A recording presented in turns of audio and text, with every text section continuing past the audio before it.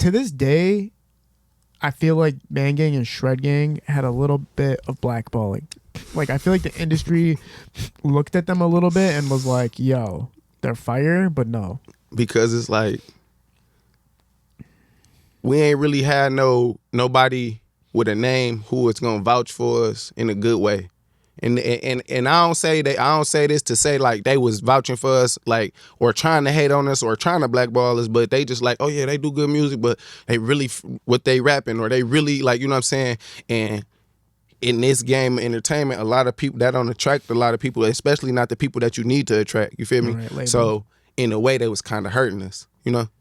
But like okay, for instance, right, Doughboys Cash Out had Jeezy pull up, right? And it was like, okay, I'm going to take you guys to the top. I'm going to take some of these members and do something for you. For sure. So nobody came at that stature and said, I want to do the same thing with you guys because of the fact that they believed you were living the stuff you were rapping about? Did it happen?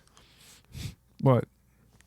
Did it happen? I mean, no, but you could have said no to a deal, though, too, so nobody would ever know. I mean, we come from the streets, bro. Yeah. Like, we really come from nothing. Like, we got it right, and you know, we get it right, whatever the case may be, but we come from nothing. We ain't no fools. So nothing, no opportunity even close to that came to you guys? As a collectively, no. Yeah. But, like... Lonnie and stuff. Lonnie got Miles, you know, like, everybody had their little runs, but yeah, for sure, no, not as a collectively, especially when we was the hottest shit doing 40,000 a month on YouTube. Man.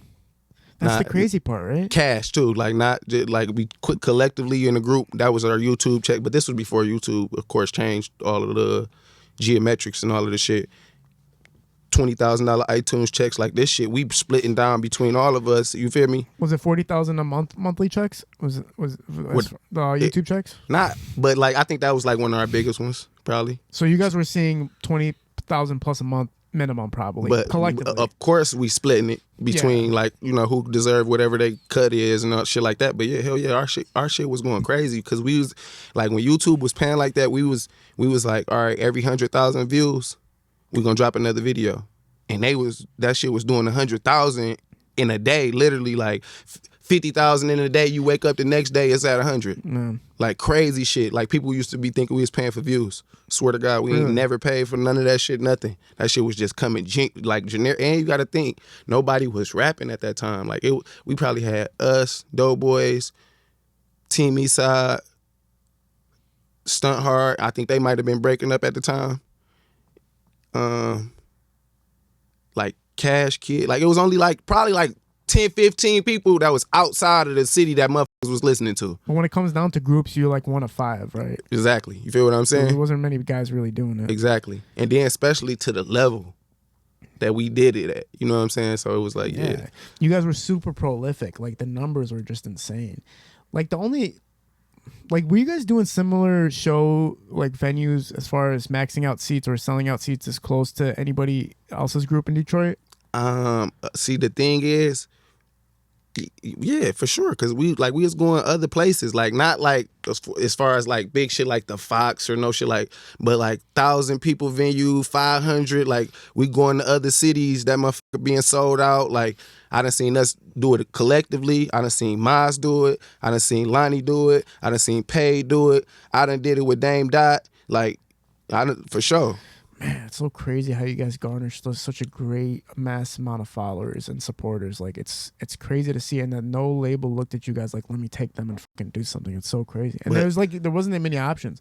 And who is the first? Obviously when you talk about Team Eastside and the fact that they have individual identities that flourished on their own solo after their group kind of ended, you guys have that same token in your own respects as well, but. They were a great group too, and they were a major group too. One of the best. Yeah, just like you guys were a major group. I always put them as like one of the top groups from Detroit though, because look at the niggas they got on their lineup, and then when they come together and do that shit, bro, like that Welcome to Our Side and all it, bro, that shit was so crazy, bro. Do you think Lonnie got the furthest as far as in comparison to a group kind of a person breaking out and going solo? Do you think he got the closest to what Team Eastside did? It was like Babyface Ray blowing up in his own lane and PZ blowing up in his own lane? I mean, in a way, but it's like I say, it's kind of like it's they own lane. Like Rose is huge. True. That nigga is huge. Like you would think his music ain't as crazy as it is because he don't drop as much or he don't really care about it, but he is huge. Then Paid from the streets, he is huge. You know what I'm saying? Like the streets love him. Then Mazo, energy, just real rap, all of the shit, they love him. And then you got an artist, Lonnie, they love him. Then you got Jizzle, Player, he, like, you feel me? They all did they shit. We just, like I say, my people was in jail. So they didn't get a chance to really flourish what they can do. You know what I'm saying? Yeah. I ain't gonna say I got my run or nothing, but like a lot of people see what I can do. You know what I'm saying? They know I can rap. They know all of the shit, but of course it's not as big as what they did, but we didn't have a chance to get there. Yeah, and then the thing is, it ain't like it's done. You know, like it ain't shit. It ain't done, yeah, for sure. Yeah. But just talking about the biggest groups and who succeeded, like solo career succeeders after the group kind of like slowed down even a little bit, right? Yeah, and they for sure, you got to give them the top spot for surely when it comes to that, because every one of them doing something. If is GT considered Team Eastside? Yeah, GT doing this thing, Lou, Peasy, Vez, Baby, like all of them, they all doing their shit. You feel me? Yeah. And especially the ones who really like still sticking to music, because you still got your P's, Lil P. He do his shit every time he dropping some fire shit. You feel me? Dame Dot in his own lane doing this shit. Everything you feel me? You know Dame coming. Oh yeah. So it's like, for sure, them niggas definitely one of the top. Well, shit, ain't no one. They the top group when it come to that, as far as like solo careers, for sure. Was it easy to maintain when you guys were on fire? Was it easy to maintain boundaries as far as safety concerns for yourself, as well as growing the artistry the way you guys did it?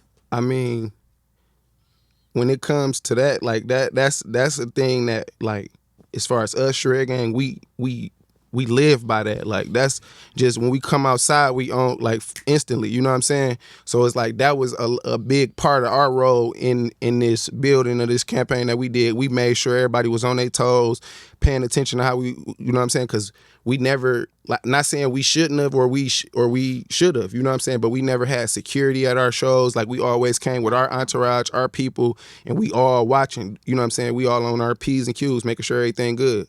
That's just how we grew up. What was the decision to not have security? I ain't gonna say it was kind of like, I wouldn't say it was a dumb decision, because we never really ran into no issues or nothing. I didn't say no. Did you think I said dumb? No. I'm saying in my I ain't gonna, like I say, I ain't gonna say it was dumb or nothing, but it was just like a pride thing. Like, we got our own security. Like, these are people's. Like, I know this person right here gonna rock for me how I'm gonna rock for him.